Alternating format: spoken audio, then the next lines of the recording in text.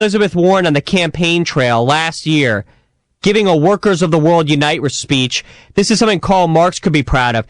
You remember Elizabeth Warren? This is a famous clip here. You built a factory out there.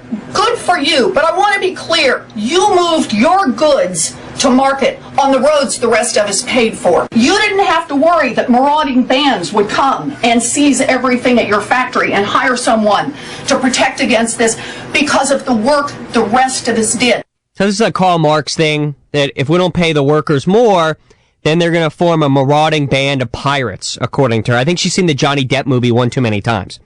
So she gets elected to the Senate, and at a committee meeting today, she's lecturing the head of the Connecticut Restaurant Association, who also owns restaurants, and then he goes on to mentally devastate her.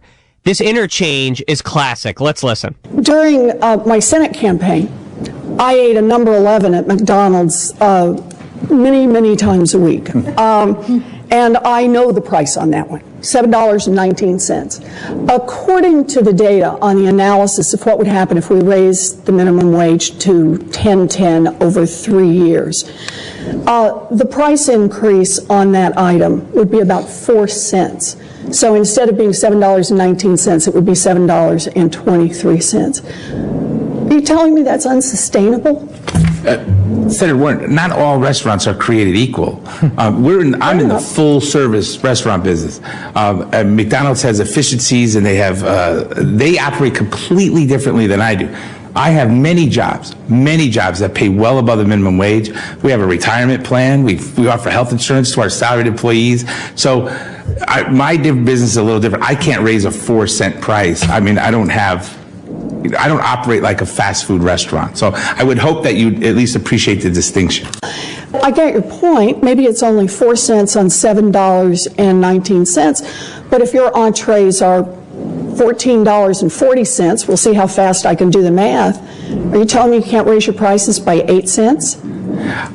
You know, it's typically when costs rise, we don't actually raise it just 4 cents. We might actually go a little higher. It has an inflationary effect on the economy. So you may actually be taking away the money you just gave that employee through the minimum wage increase and raise prices throughout the economy. Amazing. And Elizabeth Warren, she just looks stupefied. This is what liberals have never understood. When you tax businesses or force them to raise wages, who do they pass that on to? The consumer. The consumer always pays the tax at the end of the day, because business need to do something crazy, which is make a profit. And I know Elizabeth Warren, that's a dirty word to her, make a profit, because she's never worked in the private sector. She's lived her whole life off liberal universities who overpay her, and then now she's living off our dime, a taxpayer, floating her salary in the U.S. Senate. So it's nice to see at least a restaurant owner explain to her how things work in the real world while she's crusading. And then she went on later today to call for a $22 minimum wage. That's the only fair rate to keep up with productivity gains. But what she fails to mention, and what liberals have never understood, is that they think that there's this whole minimum wage economy where there are all these struggling people collecting the minimum wage, when in fact, less than 3% of all workers make the minimum wage. More than half of those are between the ages of 16 and 24. Those are teenagers getting their first job. And over 70% of people who make the minimum wage get a raise within their first year.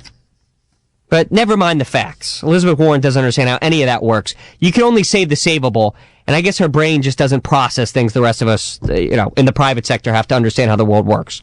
All right, we're going to take a quick break.